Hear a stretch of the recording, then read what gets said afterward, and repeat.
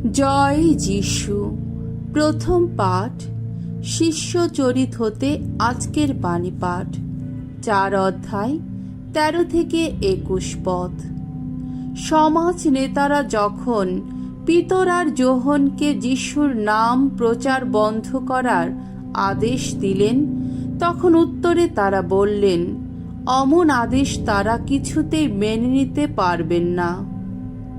পিতর ও যোহনের সৎ সাহস দেখে, অথচ তারা যে অশিক্ষিত সাধারণ লোক তা বুঝতে পেরে মহাসভার সদস্যেরা আশ্চর্য হয়ে গেলেন। তারা তখন চিনতে পারলেন যে এরা দুজনেই আগে যিশুর সঙ্গী ছিলেন। তবে সেরে ওঠা জন্ম থেকে খোড়া লোকটিকে তাদের পাশে দাঁড়িয়ে থাকতে দেখে তারা তাদের কথার কোনো উত্তর দিতে পারছিলেন না। তাই সভা কক্ষের বাইরে তাদের যেতে বলে তারা নিজেদের মধ্যে পরামর্শ করতে লাগলেন। তারা বলছিলেন, ওই লোক দুটিকে নিয়ে আমরা এখন কি করি? ওদের হাত দিয়ে যে আশ্চর্য অলৌকিক একটা কাণ্ড ঘটেছে তা জেরুসালেমের সমস্ত অধিবাসীরা তো ভালোভাবেই জানে, আর আমরাও তো তা অস্বীকার করতে পারছি না। তবে ব্যাপারটা যেন জনসাধারণের মধ্যে আরো বেশি সাড়া না জাগায়, তার জন্যে এসো ভয় দেখিয়ে ওদের বরং সতর্ক করে দিন। ওরা যেন কারো কাছে ওই লোকটার নামে আর কোনো কথাই না বলে। তারপর পিতর আর যোহনকে ডেকে তারা বারণ করে দিলেন যে তারা যেন কোনোভাবেই যিশুর নামে কোনো কথা উচ্চারণ না করেন, কোনো উপদেশও না দেন। কিন্তু পিতর আর যোহন উত্তরে তাদের বললেন,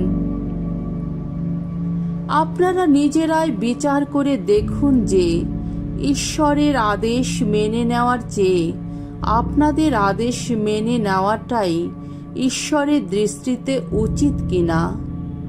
আমরা কিন্তু যা দেখেছি আর শুনেছি তা যে না বলে পারি না। আরো ভয় দেখিয়ে তারা তখন তাদের ছেড়েই দিলেন।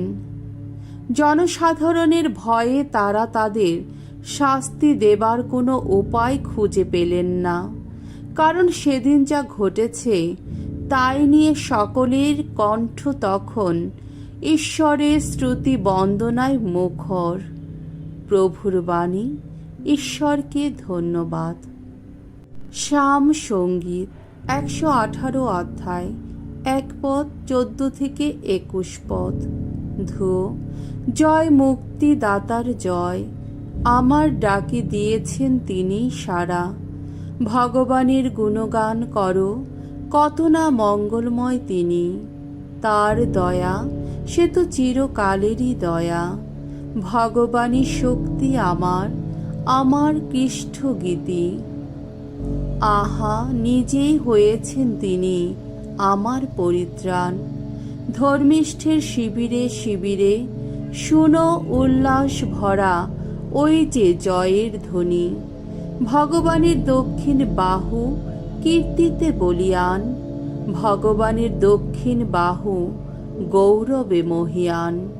মরব না, জীবিতই থাকবো আমি, সকলকে শোনাব ভগবানের কর্ম কাহিনী।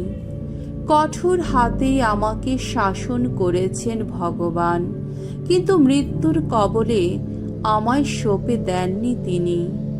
ধর্মালয়ের দ্বারগুলি এবার খুলেই দাও, প্রবেশ করব আমি, ভগবানের গুণগান করব এখন।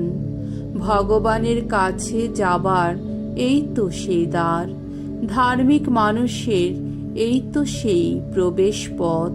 ওগো, তোমার গুণগান করি আমি, তুমি যে দিয়েছ সারা। আহা, নিজেই হয়েছ তুমি আমার পরিত্রাণ। বাণী বন্দনা। জয় মৃত্যুঞ্জয়, জয় তোমারই জয়। এই তো সেই দিন, ভগবানের বিরচিত দিন। এসো আমরা এই দিনে আনন্দ করি, করি উল্লাস। জয় মৃত্যুঞ্জয়, জয় তোমারই জয়। মঙ্গল সমাচার। মার্ক রচিত মঙ্গল সমাচার 16 অধ্যায় 9 থেকে 15 পদ। বিভিন্ন লোকের কাছে পুনর্থিত যিশুর দর্শন দান। রবিবার দিন সকালের দিকে পুনরুত্থান করার পর যিশু প্রথমে দেখা দিলেন মাগদালার সেই মারিয়ার কাছে, যার মধ্য থেকে তিনি 7টি অপদূতকে তাড়িয়ে দিয়েছিলেন। মারিয়া তখন যিশুর সঙ্গীদের কাছে গিয়ে এই খবর জানালেন। শিষ্যেরা তখনও যিশুর জন্যে শোকাচ্ছন্ন, তখনও তাদের চোখে জল। যিশু নাকি বেঁচে আছেন এবং মারিয়া তাকে দেখেছেন, এই কথা শুনেও তাদের বিশ্বাস হলো না। এই ঘটনার পর তাদের মধ্যে 2 জন যখন পায়ে হেঁটে গ্রামাঞ্চলের দিকে যাচ্ছিলেন, যিশু তখন অন্য রূপ ধরে এই 2 জনকে দেখা দিলেন। জেরুসালেমে ফিরে গিয়ে এরা 2 জনে অন্যান্য শিষ্যদের কাছে খবরটি জানালেন, কিন্তু তারা এদের কথাও বিশ্বাস করলেন না। শেষে 11 জন প্রেরিত যখন একসঙ্গে খেতে বসেছেন, তখন যিশু তাদের কাছেই দেখা দিলেন। যারা তাকে পুনর্থিত অবস্থায় দেখেছিলেন, তাদের কারো কথাই তারা বিশ্বাস করতে চাননি বলে তিনি এই অবুঝ অবিশ্বাসের জন্যে তাদের তিরস্কার করলেন। তারপর তিনি তাদের বললেন, তোমরা জগতের সর্বত্রই যাও, বিশ্ব সৃষ্টির কাছে তোমরা ঘোষণা করো মঙ্গল সমাচার। প্রভুর মঙ্গলময় বাণী। খ্রিস্ট প্রভু তোমার প্রশংসা হোক।